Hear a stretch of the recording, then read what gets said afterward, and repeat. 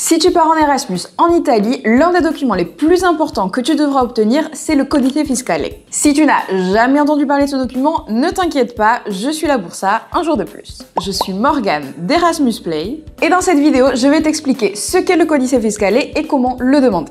C'est parti. Tout d'abord et surtout, qu'est-ce que le Codice Fiscale ? Le Codice Fiscale ou Code fiscal italien est un document d'identification fiscale, un peu comme la carte d'identité, et qui permet à un citoyen de s'identifier auprès de l'administration italienne. Et pourquoi c'est si important que tu en fasses la demande? Eh bien, tout simplement parce que si tu vas vivre en Italie pendant plusieurs mois, tu devras bien t'identifier d'une manière ou d'une autre. Et en plus de ça, on te le demandera dans de nombreux domaines. Par exemple, pour signer un contrat de location, ce qui est plutôt important, on va pas se mentir, mais on pourra aussi te le demander pour ouvrir un compte en banque, pour acheter une carte SIM, pour t'inscrire à la salle de sport, un peu pour tout. Cependant, garde à l'esprit que ce document n'est pas un permis de résidence. Le Codice Fiscale est une combinaison de chiffres et de lettres qui est faite à partir de ton nom, de ton prénom, de ta date de naissance, tes infos personnelles. Pour cette raison, tu peux même savoir quel sera ton Codice Fiscale avant même d'en faire la demande. Et tu peux consulter tout ça dans le lien qu'on te laisse en boîte de description. Bon, maintenant qu'on sait ce qu'est le Codice Fiscale, entrons dans le vif du sujet, à savoir comment on en fait la demande. Comme je viens de le dire, tu peux déjà savoir quel sera ton Codice Fiscale avant d'en faire la demande.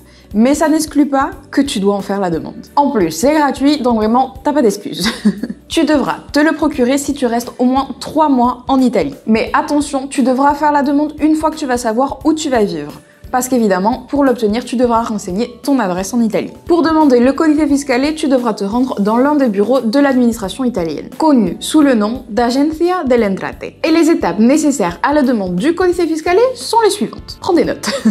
En premier, tu dois aller à l'Agenzia delle Entrate qui te correspond. Tu peux vérifier laquelle te correspond avec le lien qu'on te laisse en description. Ensuite, tu devras apporter une copie de ta carte d'identité ou de ton passeport et une photo d'identité. Et enfin, en dernier, tu devras remplir un formulaire. Tu peux le faire soit en anglais, soit en italien, mais ne t'inquiète pas, c'est des infos de base. C'est assez facile à remplir. Ton nom, ton prénom, ta date de naissance, ton domicile, etc.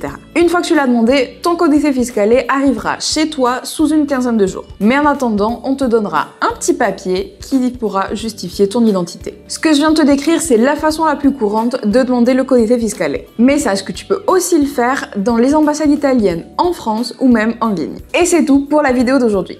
Depuis Erasmus Play, on espère que cette vidéo t'a été utile. N'oublie pas de t'abonner à notre chaîne et d'activer la petite cloche pour être averti à chaque fois qu'on poste une nouvelle vidéo. On te laisse aussi nos réseaux sociaux dans la boîte de description. Fais-y un petit tour. Et c'est tout. On se voit bientôt avec de nouvelles vidéos. Ciao ciao, assistant!